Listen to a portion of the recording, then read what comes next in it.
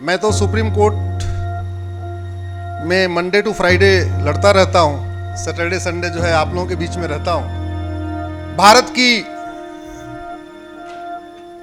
संस्कृति के लिए जो बहुत बड़ा एक खतरा डेमोग्राफिक चेंज हो गया है, जिसपे मेरी पीआईएल भी सुप्रीम कोर्ट में चल रही है, जिसमें मैंने डेटा के साथ बताया है कि 9 राज्यों में हिंदू संस्कृति, हिंदू भाषा, हिंदू त्योहार, हिंदू विचार धीरे धीरे कमजोर हो गया है 9 राज्यों में। अगर आप जिलेवार चलिए तो 200 जिलों में यह सिचुएशन आ चुकी है। भारत के 200 जिलों की डेमोग्राफी बदल चुकी है। आप बंगाल से शुरू करिए, बंगाल के 14 जिले, असम के 9 जिले, बिहार के 8 जिले, झारखंड के 6 जिले, उत्तर प्रदेश के 16 जिले, हरियाणा का नूह मेवात 2 जिला, पंजाब का 3 जिला, गुजरात का 6 जिला, इधर आइए महाराष्ट्र में 8 जिले। अगर आप डिस्ट्रिक्ट वाइज देखिए तो भारत के 200 जिलों की डेमोग्राफी बदल चुकी है। और तहसील के हिसाब से देखिए तो भारत के 300 तहसीलों की डेमोग्राफी बदल चुकी है। भारत के बॉर्डर की 300 तहसीलें हैं, उन 300 तहसीलों की डेमोग्राफी बदल गई है। चाहे वो आपका हिमालय से सटा हुआ जितने जिले हैं वहां की पूरी डेमोग्राफी बदल चुकी है। आगे चलिए पीलीभीत, ये लखीमपुर वाला जो बॉर्डर है आपका नेपाल का सटा हुआ, इसको देख लीजिए, या आप बिहार का जो बॉर्डर वाला एरिया वहां का देख लीजिए। आगे चलिए असम का बॉर्डर जो धुबरी वाला है, वहां के 9 जिलों की डेमोग्राफी बदल चुकी है। फिर आप जाइए इधर मुर्शिदाबाद जो बंगाल का बॉर्डर, उसको देख लीजिए। फिर इधर आ जाइए राजस्थान के बॉर्डर के जितने तहसीलें हैं। आगे चलिए जो महाराष्ट्र का समुद्र वाला जो एरिया है, गुजरात का कच्छ और भरूच वाला जो एरिया है, तो समुद्र हमारे देश के किनारे किनारे कुल 300 तहसीलें हैं जो बॉर्डर को टच करती हैं। उन 300 तहसीलों की डेमोग्राफी बदल चुकी है। 9 राज्य, 200 जिले और 300 तहसील। 750 जिलों में 200 जिलों की डेमोग्राफी बदल जाना यह सामान्य बात नहीं है। 750 जिलों में से 200 जिले यानी लगभग 30%, 28 से 30% जिलों की डेमोग्राफी बदल गई है। और जब डेमोग्राफी बदलती है, धर्मांतरण होता है तो राष्ट्रांतरण भी होता है। धर्मांतरण होता है तो त्योहार बदल जाता है, धर्मांतरण होता है तो व्यवहार बदल जाता है, धर्मांतरण बदलता है तो आपके रीति रिवाज बदल जाते हैं, धर्मांतरण होता है तो परंपरा बदल जाती है। सब कुछ धर्मांतरण के साथ साथ वसुधैव कुटुंबकम की भावना खत्म हो जाती है। धर्मांतरण के साथ नारी तू नारायणी का विचार खत्म हो जाता है। धर्मांतरण के साथ यत नारंती पूज्यते रमन्ते तत्र देवता की विचार खत्म हो जाता है। इसलिए धर्मांतरण के खिलाफ समाज के साथ साथ सरकार को भी गंभीरता के साथ काम करना चाहिए। मेरी पीआईएल में एक सुप्रीम कोर्ट में चल रही है धर्मांतरण के खिलाफ, जिसमें मैंने कुछ सुझाव दिए थे। उसको खारिज करवाने के लिए 10 बड़ी पिटीशन आ चुकी हैं। देश के भूतपूर्व कानून मंत्री, भूतपूर्व गृह मंत्री, भूतपूर्व वित्त मंत्री अपीयर होते हैं और उनकी एक ही मांग है, इनकी पिटीशन डिसमिस कर दो, क्योंकि जितनी डेट पड़ेगी हर डेट पे हम नए नए डाटा उनको देते रहेंगे। वो डेटा सामने ना आ जाए, सार्वजनिक ना हो जाए, डेमोग्राफी जिलों की ना पता चल जाए, तहसीलों में कहां कहां क्या सिचुएशन ना पता चल जाए, तो 10 लोग खड़े हो रहे हैं। धर्मांतरण राष्ट्र की सुरक्षा के लिए खतरा है, ये मैंने सुप्रीम कोर्ट से मांग किया है। और मुझे खुशी है कि 14 नवंबर 2022 को सुप्रीम कोर्ट ने मौखिक के साथ साथ अपने ऑर्डर में लिखवा दिया कि धर्मांतरण राष्ट्रीय सुरक्षा के लिए खतरा है। जब वो सुप्रीम कोर्ट ने ऑर्डर में लिखवा दिया, मैंने उसी ऑर्डर को उपयोग करके कुछ दिन पहले गाजियाबाद में गेम जिहाद हुआ था, आपको पता होगा, गेम के जरिए कन्वर्ट किया जा रहा था। मैंने गाजियाबाद के पुलिस कमिश्नर को ऑर्डर दिया सुप्रीम कोर्ट का, जिसमें सुप्रीम कोर्ट ने लिखा है religious conversion in a serious threat to national security. और मैं धन्यवाद दूंगा उत्तर प्रदेश की सरकार को। मैंने उनसे कहा, जब सुप्रीम कोर्ट कह रहा है धर्मांतरण राष्ट्र की सुरक्षा के लिए खतरा है और राष्ट्र की सुरक्षा के खतरों से निपटने के लिए हमारे पास एक कानून है रासुका, उसका नाम ही है राष्ट्रीय सुरक्षा कानून, तो आप धर्मांतरण कराने वालों पे एनएसए क्यों नहीं लगा रहे हो? मैं धन्यवाद दूंगा उत्तर प्रदेश की सरकार ने पिछले 1 महीने के अंदर 10 धर्मांतरण कराने वालों पे एनएसए लगा दिया। आजाद भारत में पहली बार धर्मांतरण कराने वालों के खिलाफ एनएसए लगाने का श्रेय उत्तर प्रदेश की सरकार को जाता है, गाजियाबाद की पुलिस को जाता है। और पिछले 1 महीने के अंदर उन्होंने 10 के खिलाफ एनएसए लगा दिया। धर्मांतरण हमारी राष्ट्र की एकता अखंडता के लिए खतरा है। राष्ट्र की एकता अखंडता के जो खतरे होते हैं उनसे निपटने के लिए हमारे पास एक कानून है, यूएपीए। दुर्भाग्यवश राज्य सरकारें उसको यूज नहीं करती हैं, पुलिस उसको लगाती नहीं है। अब अगला मेरा प्रयास है कि धर्मांतरण कराने वालों के खिलाफ यूएपीए लगाया जाए। धर्मांतरण एक ऑर्गेनाइज्ड क्राइम है, पूरा नेटवर्क होता है, इंडिविजुअल एक व्यक्ति नहीं होता। कोई फंडिंग करता है, कोई गेम बनाता है, कोई उसको बाइक उपलब्ध कराता है, कोई जगह उपलब्ध कराता है, कोई उसको लिटरेचर उपलब्ध कराता है, एक पूरा सिंडिकेट होता है। ऑर्गेनाइज क्राइम से निपटने के लिए हमारे पास यूपी में गैंगस्टर एक्ट है, महाराष्ट्र में मकोका है, ऐसे अलग अलग राज्यों में है। मेरा अगला प्रयास है कि धर्मांतरण कराने वालों के खिलाफ गैंगस्टर एक्ट लगाया जाए। धर्मांतरण अपने आप में एक वेज वॉर है।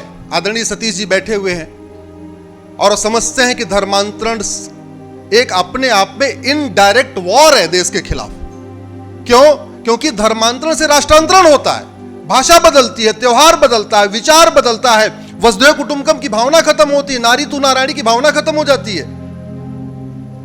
तो धर्मांतरण एक वेज वॉर है, इनडायरेक्ट युद्ध है।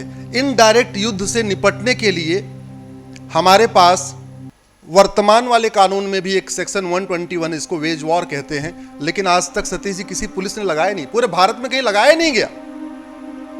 और धर्मांतरण चूंकि फंडिंग होती है, और फंडिंग जैसे जहां जिस क्राइम में हो वहां पे 100% प्रॉपर्टी जब्त करने का अधिकार है, और सरकार चाहे तो बुलडोजर भी चला सकती है। तो यूपी में तो कुर्क भी संपत्ति कर रहे हैं धर्मांतरण कराने वालों की, 2-4 क्या बुलडोजर भी चला दिया है, लेकिन बाकी राज्य सरकारें नहीं कर रही हैं। मैं आशा करता हूं कि एकल अभियान के हमारे योद्धा जो पूरे सुदूर गांवों में बैठे हुए हैं, इस अभियान को आगे बढ़ाएंगे, और जहां कहीं धर्मांतरण उनको दिखाई पड़ेगा वहां उस पर्टिकुलर उस थाने के कप्तान से मिलके धर्मांतरण कराने वालों के खिलाफ एनएसए लगाने, यूएपीए लगाने, गैंगस्टर एक्ट लगाने, संपत्ति कुर्क करने और वेज वॉर की धारा लगवाने के लिए भी प्रयास करेंगे, ऐसा हमें पूरा भरोसा है। दूसरा एक बहुत बड़ा खतरा हमारे भारत की संस्कृति के लिए, हमारे समाज के लिए है घुसपैठ। मैंने 2017 में पीआईएल फाइल किया था सतीश जी, सुप्रीम कोर्ट में मैटर चल रहा है। मैंने आंकड़ों के हिसाब से मंत्री जी उसमें लिखा है कि 5 करोड़ घुसपैठिए आ चुके हैं। मैंने राज्यवार डेटा दिया है 2017 में, अब तो संख्या और बढ़ चुकी है, क्योंकि निकाले गए नहीं और आना खत्म नहीं हुआ। और इसका मूल कारण है भ्रष्टाचार। बॉर्डर पे वो 2000 रुपए दे के अंदर आते हैं, कॉमन सर्विस सेंटर पे 2000 देते हैं, आधार बन जाता है। एक डॉक्यूमेंट बना, 2000 रुपए देते हैं, दलाल को पकड़ते हैं, वो राशन कार्ड बनवा देता है, और राशन कार्ड भी गरीबी रेखा से नीचे वाला। उसके बाद जब 2 डॉक्यूमेंट हुआ, नगर निगम में दलाल को पकड़ते हैं, 2000 में बर्थ सर्टिफिकेट बना देता है। जब 3 डॉक्यूमेंट हुआ, आरटीओ ऑफिस में दलाल को पकड़ते हैं, 3000 रुपए में ड्राइविंग लाइसेंस बन जाता है। जब 4 डॉक्यूमेंट हुआ, इलेक्शन के टाइम में किसी पार्षद को पकड़ लिया, भावी पार्षद या भावी विधायक को पकड़ लिया, वो वोटर आईडी में नाम जुड़वा देता है। तो 10 से 15,000 रुपए खर्च करके घुसपैठिए भारत में आते हैं, 5-5 कागज बनवा लेते हैं, और कम से कम 1 साल के अंदर केंद्र सरकार और राज्य सरकार की 5 लाख रुपए की योजनाओं का लाभ ले लेते हैं। हर महीने राशन, चावल दाल मुफ्त योजना चली रही है, प्रधानमंत्री आवास योजना, आयुष्मान का कार्ड। भाई केंद्र और राज्यों को मिला के गरीबों के लिए खासतौर पे केंद्र सरकार की 300 योजनाएं चल रही हैं, राज्यों की अलग योजनाएं चल रही हैं, और बहुत सारे तो उसमें अल्पसंख्यक भी अपने आप को बन जाते हैं, तो अल्पसंख्यक कल्याण वाली अलग योजनाएं ले रहे हैं। इससे बढ़िया धंधा क्या हो सकता है? 10,000 रुपए में भारत के अंदर घुस जाओ, 4-5 कागज बनवा लो, मुफ्त में मकान भी ले लो, मुफ्त में राशन भी ले लो, मुफ्त में दुकान भी ले लो, मुफ्त में और भी ट्रेनिंग भी ले लो, मुफ्त में सब कुछ कर लो। घुसपैठ हमारी राष्ट्रीय सुरक्षा के लिए बहुत बड़ा खतरा है, और हमने शायद इतिहास को नहीं पढ़ा है। 5000 घुसपैठियों ने 100 साल में पर्शिया को ईरान बना दिया था।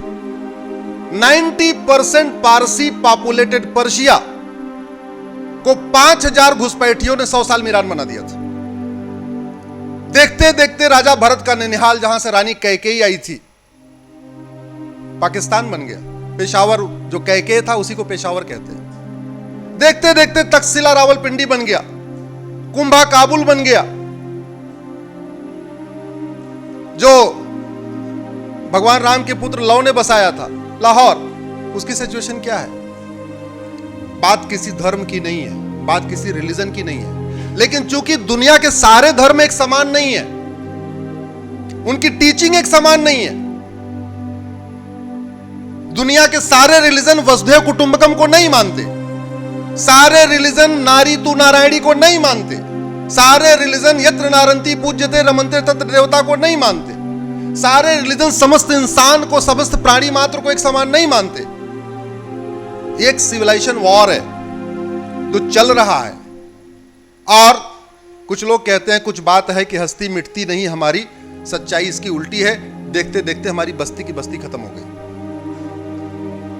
राज्यवार 9 राज्यों में बस्ती खत्म हो गई, जिलेवार 200 जिलों में खत्म हो गई, तहसील के हिसाब से 300 तहसीलों की डेमोग्राफी बदल गई।